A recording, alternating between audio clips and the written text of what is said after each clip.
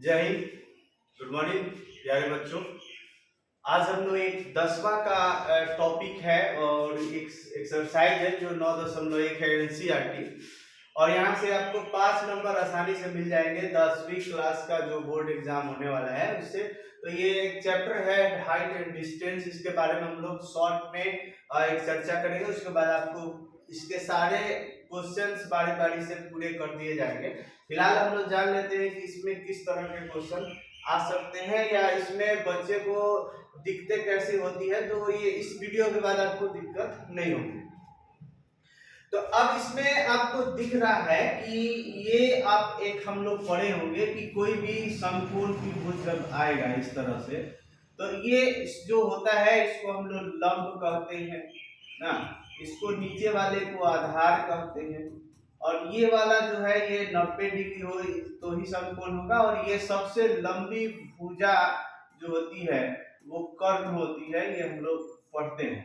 ठीक है, तो इसी को इसमें ऊंचाई कहता है, इसी को इसमें इसी को नाम बदल के कह देता है कि इसकी ऊंचाई है ना, ये इसकी दूरी है ना। तो इसी को इसी के नाम से इसमें बता दिया जाता है हाइट एंड डिस्टेंस। ये हाइट हो गया और ये आपका दूरी हो गया।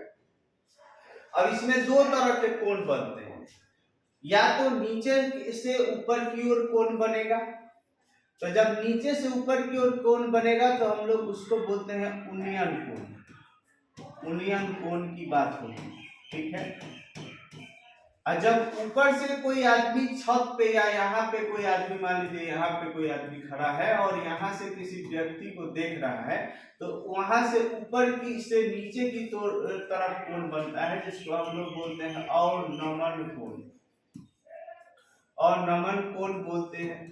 ठीक है, तो ये सब कोण बनेंगे तो इसका मान भी दिया होगा कि कोई 45 डिग्री मान बन रहा है, कोई 30 डिग्री का मान बन रहा है, इस तरह से सवाल आएंगे। ठीक है, तो फिलहाल इसमें हम लोग ये जानने वाले हैं कि कौन सा फॉर्मूला यूज होगा।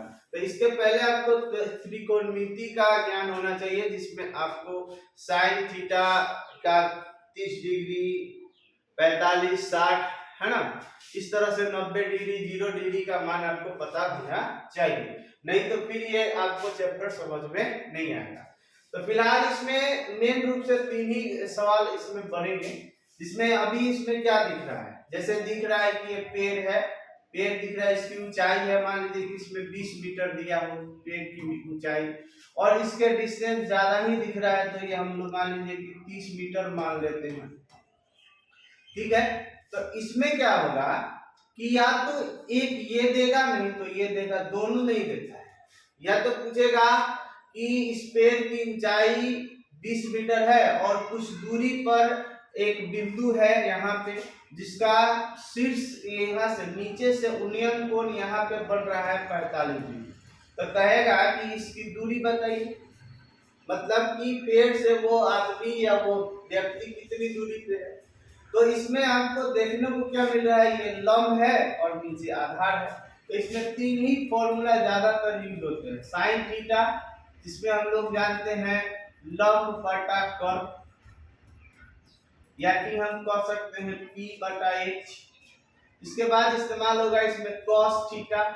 कॉस थीटा का क्या होता है जी, तो इसमें होता है आधार बटा कर्व, यानी कि इसको हम बोलते हैं B बटा H। और एक और इसमें यूज होगा tan थीटा, तो इसमें होता है P बटा D, यानी कि लंब बटा में आधार। यही 3 फॉर्मूला पर इसके काम चलेगा। तो इसमें हम लोग क्या जानने वाले हैं कि ये ऊंचाई दिया है और इसका दूरी पूछ रहा है, मान लीजिए ये पता ही नहीं है, तो इसमें क्या है, लंब है और आधार पूछ रहा है। तो लंब और आधार किसमें है जी, तो लंब और आधार किसमें है, tan थीटा में। तो हम लोग यहाँ पे डायरेक्टली लिख सकते हैं tan थीटा बटा लंब, यानी P बटा में B। तो tan थीटा का थीटा का मान अगर हम 45 डिग्री लेके चलते हैं, और यहाँ पे इसका P का मान आपको दिया है, ये लंब है 20, और नीचे आपको ये मान लिए हैं हम लोग x। ठीक है, तो इसमें ये क्या हो जाएगा, tan थीटा का जो मान होता है 45 डिग्री का मान जो होता है ये 1 होता है, इसके नीचे आप 1/1 लिख दीजिए। अब 20 बराबर x, यानी कि क्रॉस होगा तो x बराबर 20 मीटर। तो ये तो एक नॉर्मल सा एग्जांपल आपको लेके बताया गया। अब हम लोग किताब के बारे में भी आगे चलेंगे। तो यहाँ तक कॉन्सेप्ट क्लियर है या नहीं, आप अवश्य कमेंट करेंगे।